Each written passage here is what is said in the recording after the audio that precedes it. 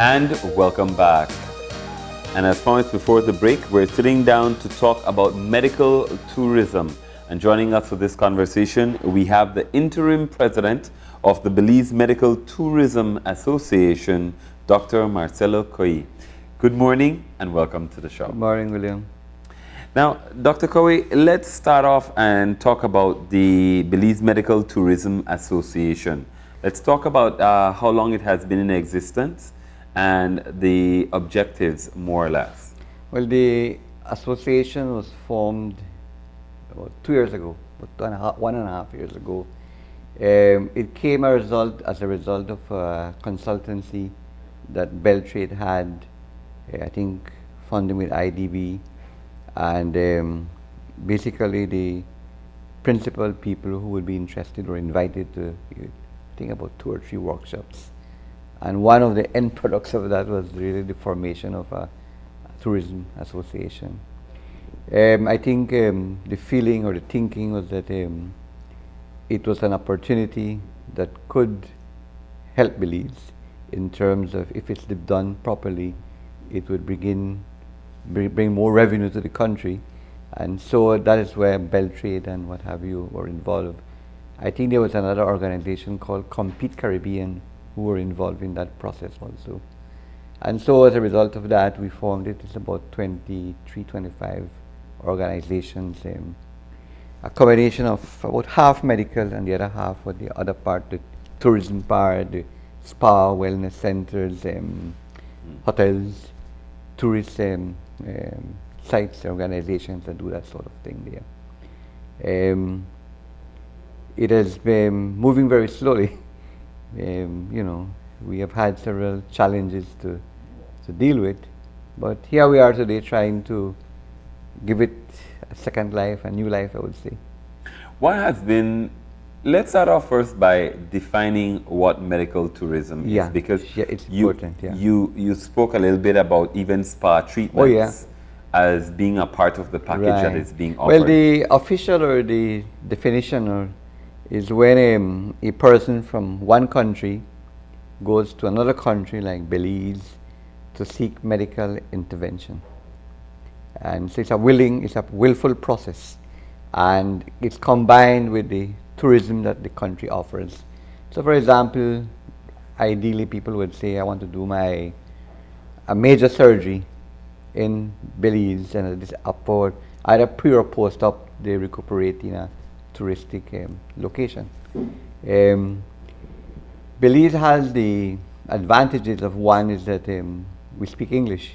In fact, it's the only English-speaking country in Central America.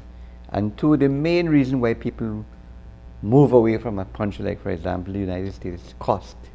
That procedures are very costly in America. And so that concept has been around for some time. People go to India, they go to several places that have developed it.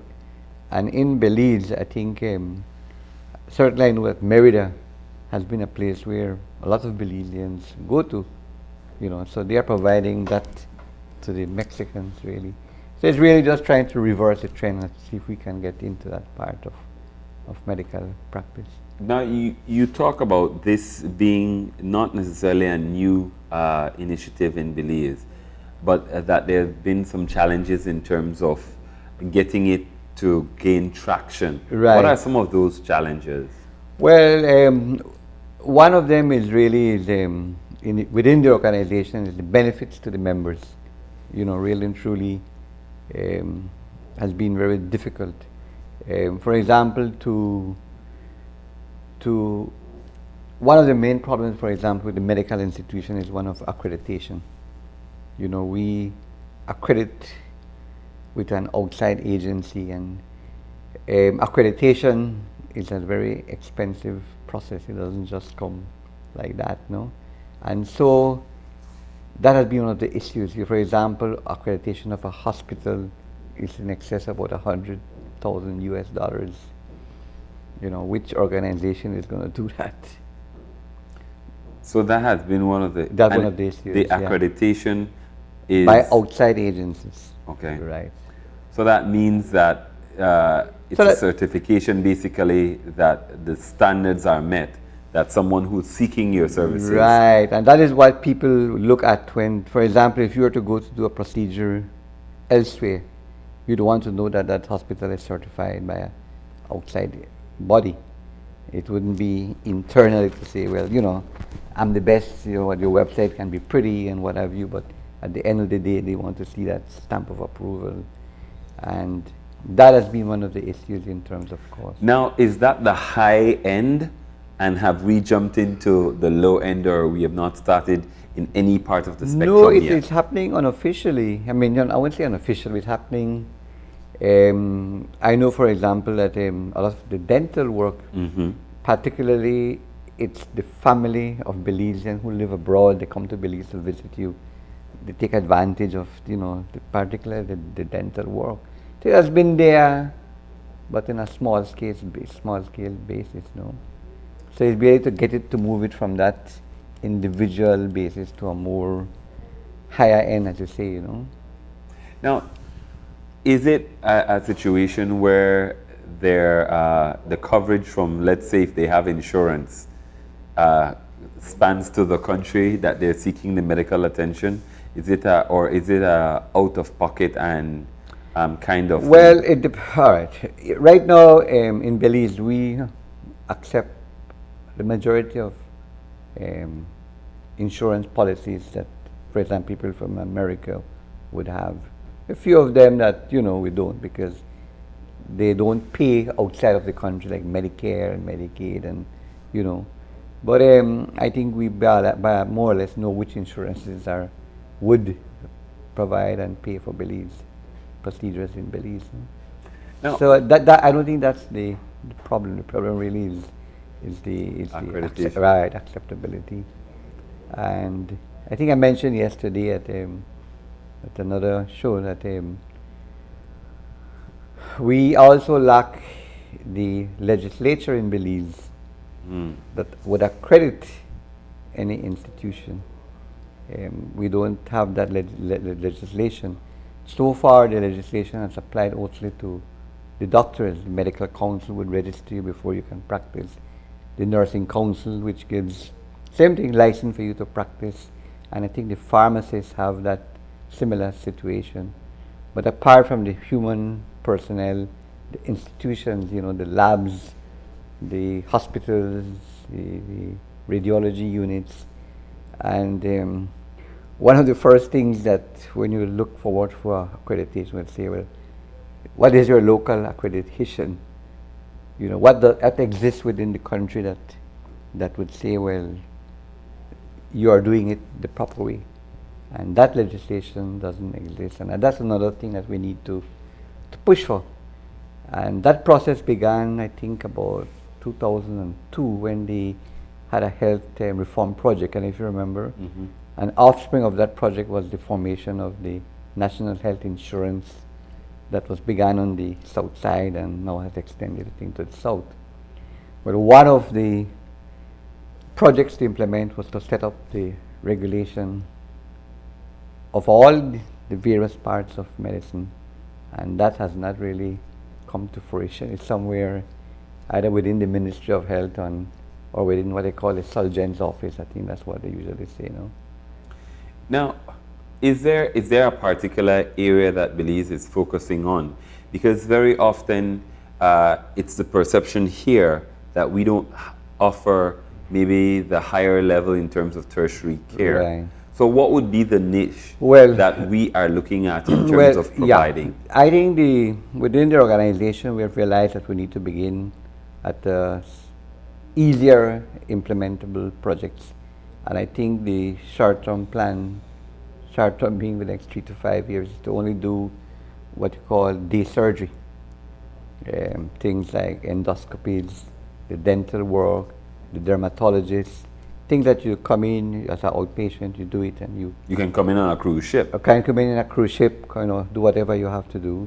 And we have had, but that's not really medical tourism because, where they come and they would do their X-ray work, their mammograms, their what have you, while they are here, and then go back on the cruise ship. But that's more, individual sort of situation, We have had, certainly at Belize Medical Associates, we have had the people from the cruise ship when they get injured in a job or they get sick, or even the staff for their or their annual checkup while working with the cruise ship.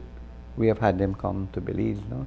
But it's a different kind because they come because they're sick and they have to come by us. They don't really willfully come. You don't have people who also time their visit to the country while they take a cruise. You know they're coming to the country and they seek that would qualify as medical Definitely, tourism. yeah. But that is more the nationals or families of nationals who are doing it, yeah. Now, so in terms of marketing at this point, and that's what I want to get back to, what are the areas that we're looking at in terms of attracting foreigners to come? I know in places like Brazil, etc., sometimes it's all plastic surgery. Yeah. That's their niche. That's their niche, yeah. Well, that is one of the challenges, the human resources. That's why I would say we're going into easy things, that we already have the personnel here, that we begin with that. Then we move on to the other areas where we need that sort of healthcare professional. So that's why I say I think we're going to go very slow because, the infrastructure may not be there, the human resources may not be there. So we have to work with what we already have in Belize.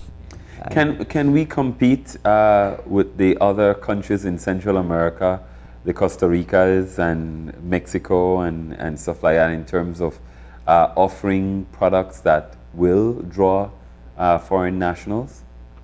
I think it can. Costa Rica is another area that is well developed, no? And as I mentioned, the main thing about Belize is the language. I mean, if you go to a country and they don't speak your language for healthcare, you don't feel comfortable. And that's one of the pluses of Belize, that, we hope that we can take full advantage of that. But we need to develop. As you know, medicine has gone through a lot of development in Belize in recent years. And I think that with that development, we'll have the expertise and the healthcare personnel available.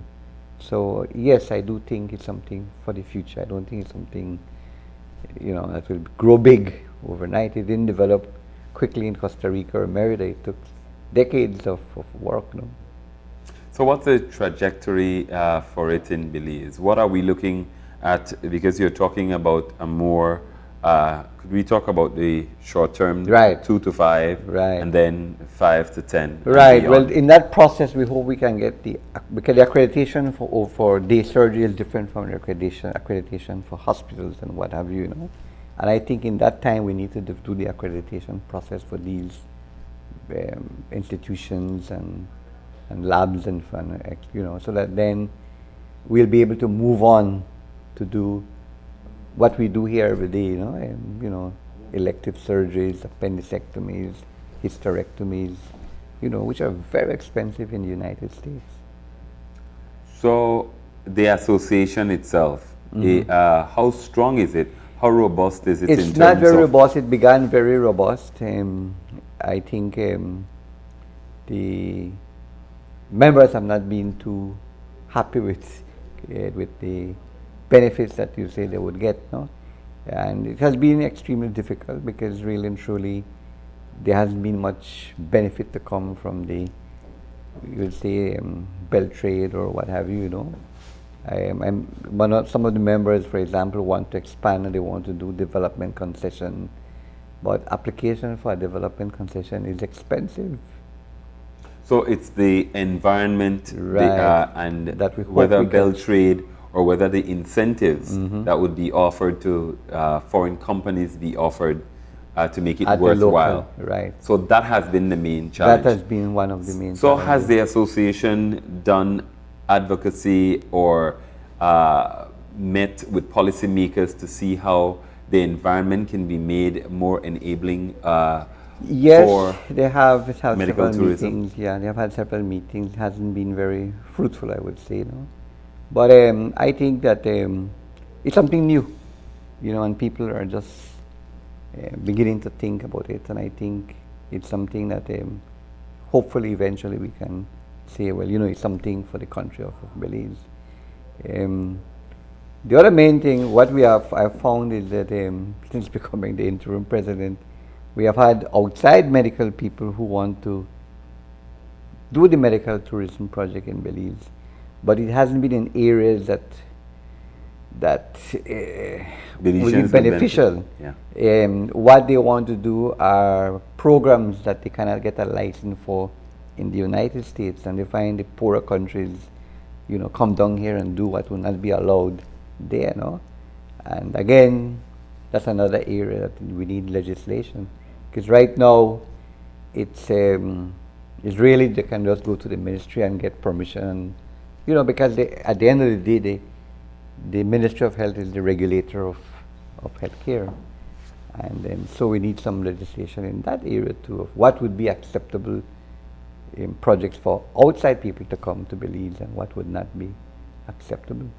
So let me ask this question simply: why proceed with this initiative at this point if the environment itself is not enabling the association to move forward? Well, that's why the association has to look and to get the things corrected and this process. Like, for example, we spent about a whole year trying to get the association internally to have rules and regulations, to become part of the Company Act and what have you, to get it legitimate, to know how we're going to move forward.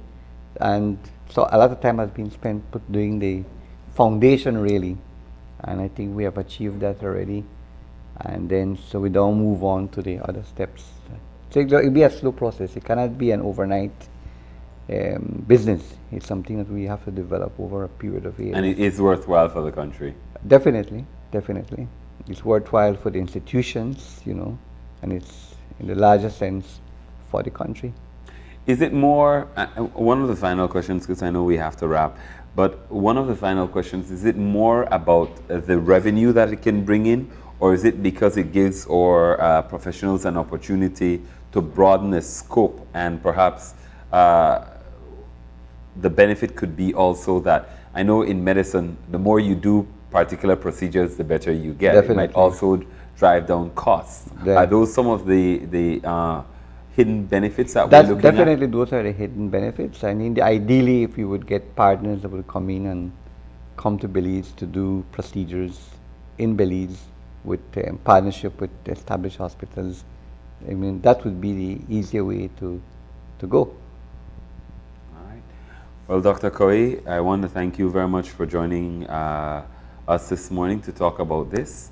And we wish you all the best with medical tourism, because I think it is a wave that will ride well into the future. Yeah. And it's either we start making the steps or we're left behind once again. Yeah, I agree with you. Thanks very much for having me today. All right. We're going to go ahead and take a break, and when we come back, it will be to talk with nutrition and wellness coach Karen Rosito about eating enough versus eating right. Don't go anywhere. Open your eyes. Continues after these messages.